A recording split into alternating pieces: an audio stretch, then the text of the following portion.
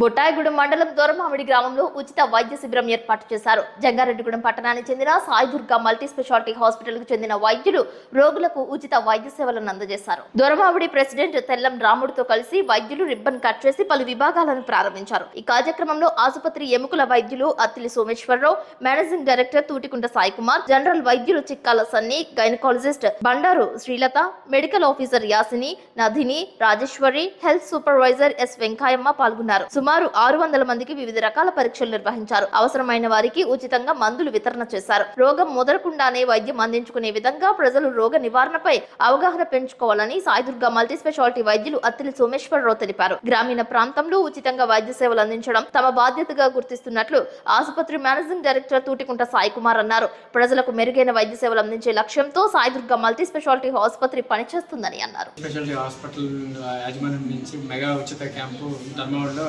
పెట్టామండి. Government hospital పిఎస్సిలో పెట్టాము. So దీనికి సహకరించిన లోకల్ లీడర్లకి, తర్వాత పిఎస్సి మెడికల్ ఆఫీసర్కి, పిఎస్సి స్టాఫ్ అందరికీ మా ధన్యవాదాలు. ఈ మెగా క్యాంపులో నేను ఆర్థోపెడిషన్ ఎంబుల్ డాక్టర్ని, నాతో పాటు జనరల్ మెడిసిన్ డాక్టర్ గారు, గైనిక్ డాక్టర్ గారు కూడా వచ్చాము. సో ఇలా ఉచిత మెడికల్ క్యాంపులు ఇక్కడే కాదు, ధర్మవరంలో కాదు, చుట్టుపక్కల ఉన్న మండలంలోని వీటిలో మేము చేసి జనాలకి కొద్దిగా మంచి చేయాలనే ఉద్దేశంతో పెట్టిన హాస్పిటల్ అండి ఈ Sai Durga multi speciality hospital. So దీన్ని వినియోగించుకుంటారని, అందరూ వినియోగించుకుంటారని అనుకున్నాను.